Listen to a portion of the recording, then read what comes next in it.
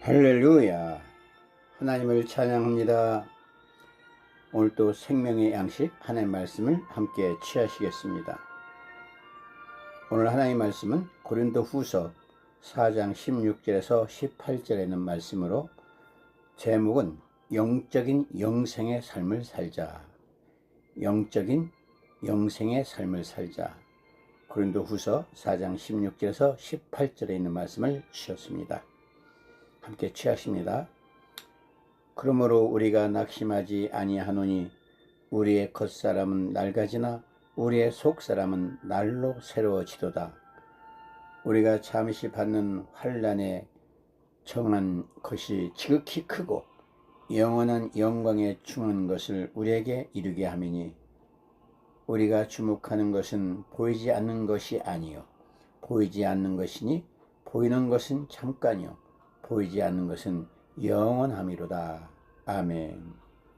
네, 오늘 주신 생명의 양식 성령께서 레마로 풀어서 저와 여러분의 심령에 힘을 주실 줄로 믿습니다. 사랑하는 여러분, 영적인 사람으로 영생의 삶을 살아가고 계십니까? 영적인 사람이란 구원을 받은 자가 되면 세상의 영을 받지 아니하고 오직 하나님께로부터 온 성령을 받아서 영적인 삶을 분별하며 살아가는 것을 의미합니다. 따라서 영적인 삶이란 성령께서 기록한 성경 말씀에 근거해서 생각하고 말하고 행동하는 모든 삶을 의미합니다. 사랑하는 여러분, 저는 베트남에서 사역하는 선교사입니다. 베트남을 직접 보지 못했다고 해서 없는 것은 아닙니다. 제가 베트남에서 36년 동안 선교사역을 하고 있습니다. 공산국가인 베트남 나라에 교회가 368개소가 세워졌고 초등학교가 2개, 중학교 2개, 고아원 1개소, 또 선교병원이 16개가 세워져 있습니다. 그 밖에 캄보디아와 라오스와 미얀마에도 많은 교회들이 세워져 있습니다.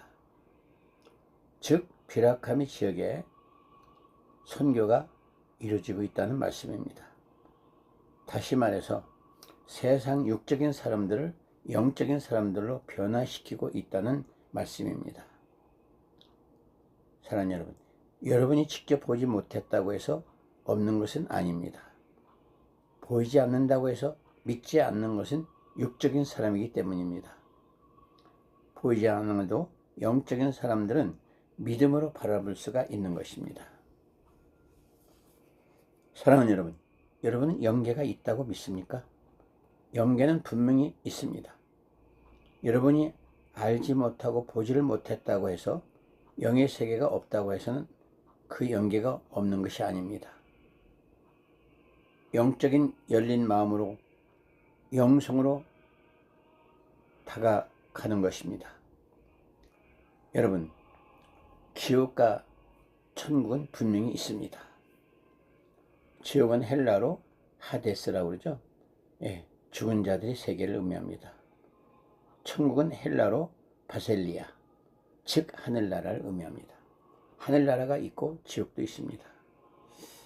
오늘 고린도후서 본문 말씀 4장 18절에 보시면 사람 곧 인간은 영이고 혼을 가지고 있으며 육체 안에 살고 있다고 말씀하십니다.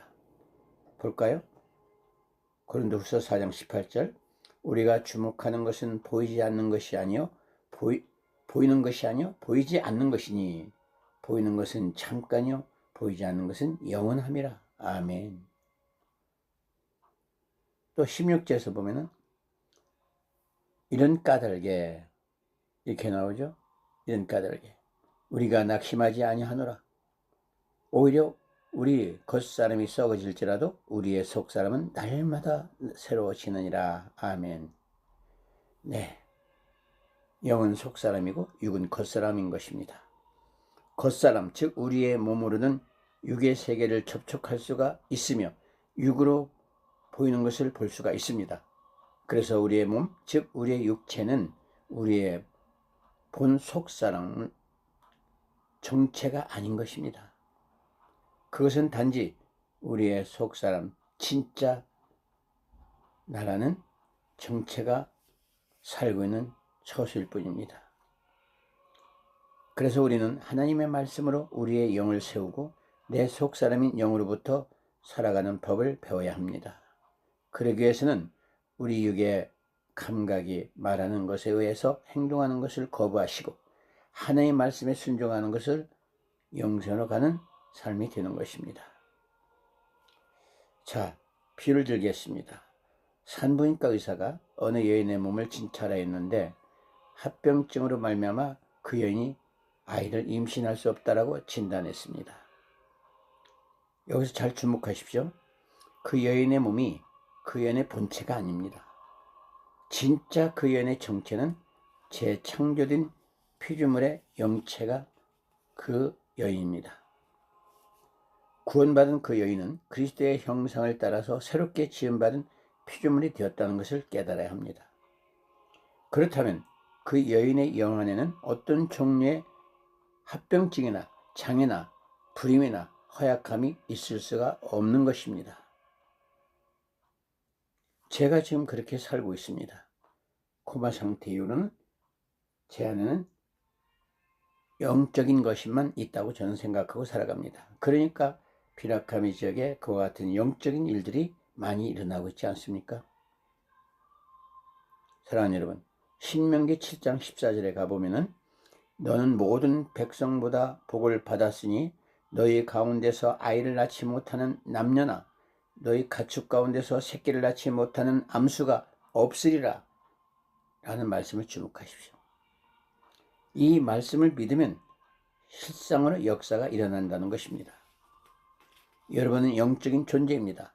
그렇다면 여러분에게 암병이나 불치병이나 또는 통증 같은 아픔이나 육체에 관한 것들을 바라보지 마시고 영적인 하나님의 말씀을 붙들고 주님의 이름으로 거부하시기를 바랍니다. 그렇게 되면 깨끗이 치유가 될 줄로 믿습니다. 아멘, 할렐루야. 또한 여러분의 재산이나 은행의 통장에 있는 돈의 액수에 따라서 자신의 가치를 평가하지 마십시오. 그래서 하나님께서는 사람의 의무를 보지 말고 판단하지 말라 하셨습니다. 우리는 하나님의 말씀의 관점에서 그 사람의 영역을 바라볼 줄 알아야 하는 것입니다. 영 안에서 영적인 삶을 살 수 있기를 주님의 이름으로 소망합니다. 자, 여러분, 하나님의 말씀이 우리에게 들어올 때 우리는 무엇을 영적으로 보는지가 매우 중요합니다. 만약에 여러분에게 선포되어지는 하나님의 말씀에서의 자신의 영을 볼 수 있다면 그 영은 반드시 여러분을 위하여 하나님께로부터 역사하실 것입니다. 아멘. 그게 하나님의 말씀입니다. 볼까요? 여호수아 6장 2절에 보시면 보라, 내가 여리고와 그 왕과 힘센 용사들을 내 손에 주었으니, 이게 무슨 말씀입니까?